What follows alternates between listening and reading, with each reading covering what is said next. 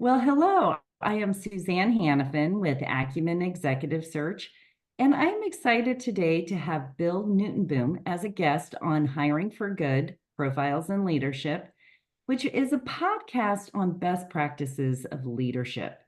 And I'm only going to share just a brief outline of Bill's background. But Bill is a JD, and he has been a business owner and a business transitional coach for a number of years. He has been a CEO of 7+ organizations that have transitioned in an A deal. Some successful, some worked fabulous. And so we're here to really kind of talk to Bill about his learnings, best practices, and Bill, I just highlighted, barely scratched the surface of your background. So I will turn it over to you to really kind of tell us about your journey and how you got where you are today. Yeah, thanks, Suzanne. It's really great to be here, and I really enjoy your podcasts, and I'm honored to be included in them. So thank you for having me. Um, I have been kind of following a circuitous journey for a long time, and I kind of find myself in unusual situations that I would never expect to be in. Basically, I came to Portland to go to law school. And while I was in law school, my wife and I were expecting our first child. And I got a job offer from a major global firm 2 days before my son was born. And what I realized is that at the firm, there were a lot of people getting divorced. There were a lot of people working Saturdays and Sundays, and not a lot of people spending time with their family. And I realized that family was the most important thing to me. So I turned down a job with the law firm, not having any other plan in place, and thought about what I really wanted to do. And for me, it was family. So I started a family business with my brother. It turned out to be the first of, I don't know, 6 or 7 family businesses that we founded together. And that started me on my journey. And for the last 25 years, I've either been starting, running, businesses on my own, or helping other people to start, run, and exit from the businesses that they've started. And it's just been a tremendous amount of fun. Yeah, you're truly speaking to the choir as a mom, wife, and business owner. Well, and we all had these very formative experiences that really shape who we are. And especially with all the transitions and starting number of businesses, when you look back, Bill, what happened those formative experiences? I think there were two. There was that moment that I described when I realized that, having the big corporate law job in a skyscraper downtown wasn't as important as my family. So I think that was really the first formative experience that I had in my career. And the second was, probably 10, 12 years later, when it came time to exit the first business that I started with my brother. We were in the auto repair industry, and we were in a very specific niche.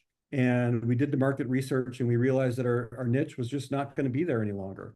So I came up with the idea to sell the business, and we could move on. We had several other businesses that we were running, and we could take the money out of one business and put them into another, and it would be great.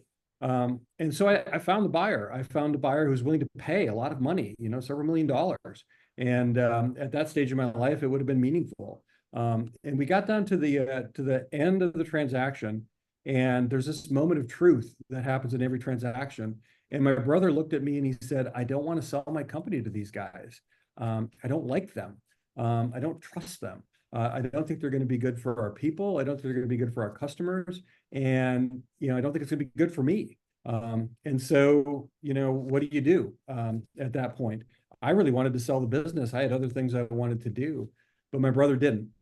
And so we pulled the plug on the deal, and we got sued in federal court, and it was a nightmare. It was a mess. But, ultimately, I ended up selling my half of my business to my brother for, a lot less than the other buyer was going to pay us. And it was, challenging for a while. Thanksgiving dinners were a little testy for a few years, but ultimately my brother was right, because he really focused on the values and what was important to him. And to him, it was not just the money. It was the autonomy. It was the freedom. It was the people. that he worked with, and it was the way that he did business. That was really important to him. So I don't know, the business is, less than a tenth of the size that it was back in the day, but my brother still runs it and still loves it and still does it, and has been successful. And for me, realizing that it's not about the money all the time, right? The money is an important part of it. I think what I learned was you can't um, you can't mistake the medium of exchange for the underlying value, right? Any business transaction is just an exchange of values for people. Money is just the tool that we use to exchange those values. And it's easy to get distracted by the money. But the real trick is to keep your eye on the underlying values that are important. And that's hard to do. Yeah, and we'll circle back on values because I wanted to dive deeper. Here you get almost to the finish line on the first transaction and you pull the plug. What what could you have done to not end up in federal court on getting sued? What were the red flags and the learnings from that? When I look at it as a point of view from a lawyer, there really wasn't anything we could do. I mean, we had the letter of intent, we had the documents in place, we had the deal structure in place, the financing structure was working fine. But when I look at it from an advisor point of view, like if I'm going to advise my brother on what's the most important thing, the thing that I really did wrong was I didn't focus on, what the underlying core values were. What's really important here? And so when I do, advisory work with my clients, I really spend the time to focus on what's important to them and what's motivating them. And, there are a lot of people in business who are just frankly motivated by the money. They just want the money.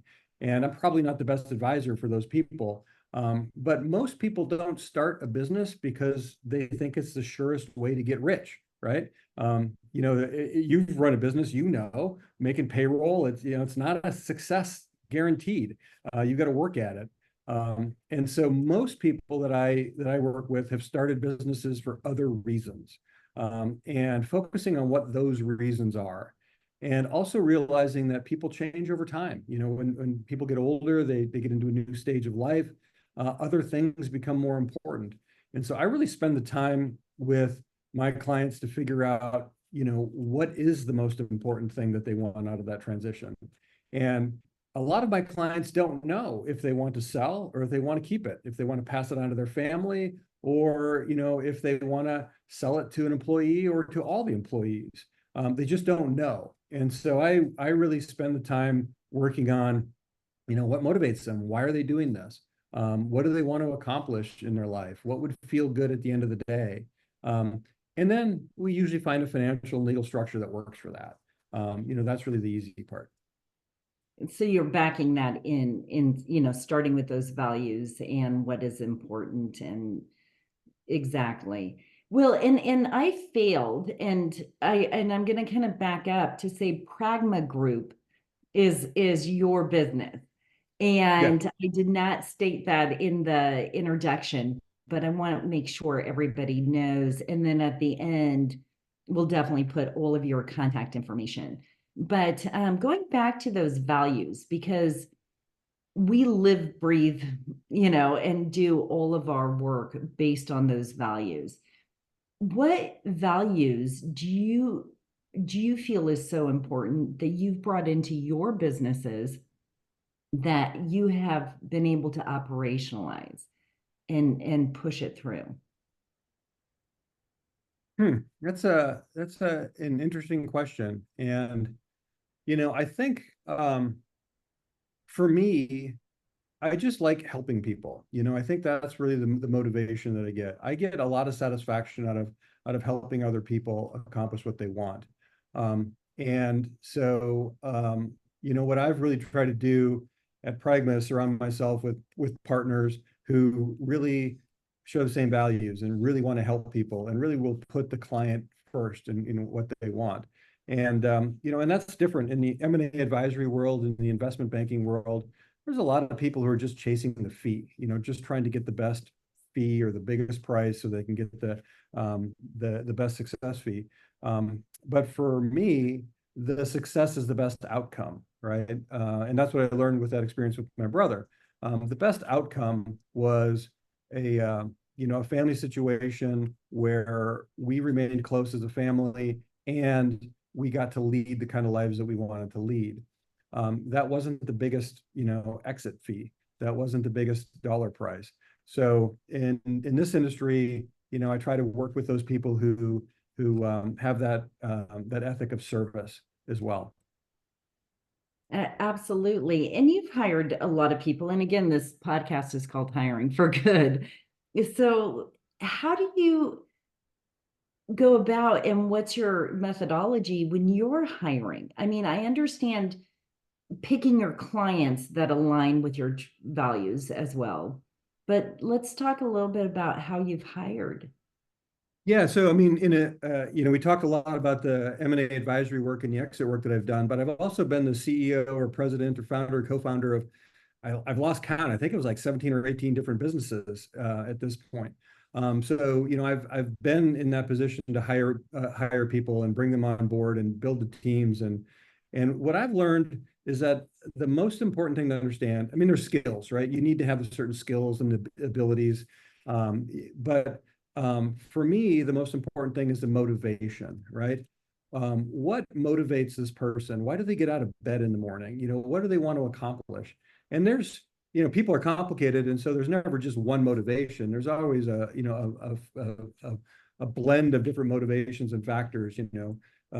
Mentors and influences in their lives. They really admired their mother, and they want to, really want to lead a life that she would be proud of, or they worked with a mentor early on and they learned some important skills. They want to put those skills to use. Whatever it is that motivates people, that is something that you can't teach. That's something that you can't instill. And if you can figure that out, and put, people with like motivations together, that's where I've found you really get teams that gel and really get teams that can succeed together. No, that's perfect. So let's go back to the M&A side because, when we were talking before we hit record, a lot of people say if you own a business, you need to be prepared 3 to 5 years out minimum. But nobody really talks about what does prepared mean. So let's kind of dive into that. What does that mean? Yeah, I mean, it means a million things, right? So the business has to be prepared. And what does that mean? That means that it can't be dependent upon the owner or the founder. And I work almost exclusively with family-owned and founder-owned businesses. So those people, I mean, most of them are very talented people and they can do a lot of things, but they're very specific in what they do and what they like. And so they build the business around what they're good at and what they like to do. So you get these very oddly shaped, reporting structures because, the boss likes to do this and the boss likes to do that. And unless you can find another human being that has that exact same match of likes and strengths and weaknesses, you're never going to get anything that works. So you really have to work with the leadership team so that everybody that understands what needs to get done in the business and who can do it. And a lot of times there's multiple people in the organization that can do it. So we have to figure out how how we're going to distribute those responsibilities throughout the organization, and how do we know when we need to make a change, and how are we going to adapt to a new circumstance, and bring somebody else in. So that's one of the things that you need to do. One of the most important things you need to do is to think about, well, what are you going to do after the transaction? What are you going to do when it's no longer your primary focus in life? What's your life look like after you close the transaction? And for people who've been running a business for 40 years, every day, day in, day out, that answer is not easily found. There's a lot of people who play golf for a week and a half and then get bored with it. What's your life going to look like afterwards? And if you've been driven by the mission of this business for decades, what's your mission next? And that answer doesn't come, in one workshop. that's something that only emerges over a long time. Absolutely. No, we've worked with a lot of successions and transitions with organizations. And I feel the only way they're successful is when the CEO or the president works with a coach. I think it's really important because they start, and I'm and I'm guilty of this too, of identifying who I am with what I do. Yeah. And so Yeah. that's hard to separate out. So what advice then would you give a business owner? Well, I mean, that's what I do is I give business owners advice. That's what I've been doing for 25 years. Um, but the main thing that I would do is, to have an open and honest appreciation of yourself and, your strengths and weaknesses and what you want. And that really takes vulnerability. And it's hard for a lot of entrepreneurs, people who've been the head of their organizations for a long period of time. I mean, if you're the owner of the business, you're the person that people come to for all the answers. You know this, you run your business, people come to you and they expect you to have all the answers. But a leader really has to have the humility and the self-awareness to know that they don't necessarily always have the answers. And that's some of the hardest things to work with because a lot of times my clients, they don't really have anybody to talk to. Their spouse may not understand what role they play in the business. They certainly don't want to talk to their employees and admit weakness and vulnerability to their employees because their employees all look up to them. A lot of times their friends have no idea but what it means to run a business. The people they went to college with or high school with, they're off on different career paths and they don't know what it is. And so one of the things that I really enjoy is, I've been in the trenches. I've started businesses before, and I like talking about it. And so, I can build that rapport with people and have that instant connection from having similar experiences, and that's a lot of fun. And one of the great joys is that I get to know people very well, very intimately, and a lot of my clients become friends, lifelong friends, and because it's not just a transactional relationship. It's really about this is your life's work, so it's about the meaning of your life's work. And for me, it's really an honor to get to know people at that level. And it's a lot of fun because a lot of these people are really interesting people. Absolutely. So you mentioned, you've been doing this for a while. We both have the gray hair to prove it, and at least for me, the wrinkles to prove it. But what advice, looking back in your career, would you have given your 20-year-old self? Um, it would really be to be clear about your values. It's kind of almost become cliche that, oh, what are your core values? And do you have the mission statement? And you have that? And there's a lot of people who do that. But ultimately what I've learned is that's what the business boils down to. My second business that I started was a advertising agency. We couldn't find the kind of advertising for the auto repair business that we wanted. So we started an advertising agency. And what I realized is that, those key values are what drives the brand. Those symbols of value is what drive the brand. And so the successful businesses, the successful brands are the ones that can communicate those values quickly and easily. And that means being able to articulate those values. And, a lot of people aren't able to articulate what drives them every day, what's important. So just being able to be real clear about that. And I found the people who have, personal mission statements, those are people who are able to stay focused on what's important. And so a lot of the work that I do is, around that. What are the values that you have? So, if people are sort of younger in their careers, I would just encourage them to think about what's really important to them. And, what are their red lines that they won't cross? I will never do that. I will always do things this way, and if you can articulate what those are, you have a much higher likelihood of finding people who share similar motivations, who have the same passions that you do. And if you're able to find those people and build an organization around people who are passionate around the same things, then you're much more likely to succeed in the long run. Yeah, that's wonderful. Thank you, Bill. We always end with the last question, which is, what does hiring for good mean to you? Hiring for good for me means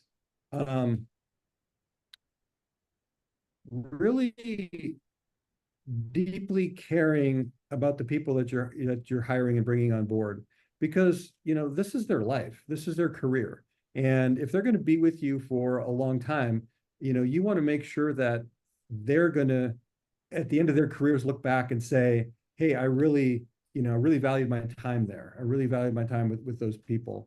And if you don't have a deep appreciation for who they are, and I don't know, and a deep commitment to them and their lives, I think you're kind of doing a disservice to yourself, and you're doing a disservice to your company. So that's taking the time to get to know the people, beyond just the skills and the abilities and the credentials and the experience, but to get to know the why and the motivation. And if you can help somebody along that journey, I think you're going to have a good friend and a good professional relationship for a long time. Yeah, that is wonderful. Well, Bill, again, Bill Nootenboom, Pragma, give him a call. Actually, let me ask you this. Why and who would give you a call? Again, transition is kind of loosey-goosey, but Yeah, I yeah. mean, we work with founder and family-owned businesses who aren't sure what the next chapter is, right? That are facing a transition in either leadership or ownership or strategy. And we help people, define, what a long-term goal is, like, 10, 15, 20-year goal. And what's the right leadership, organization to get there? What's the right ownership structure to get there? And, what's the right strategy to get there? So it's really about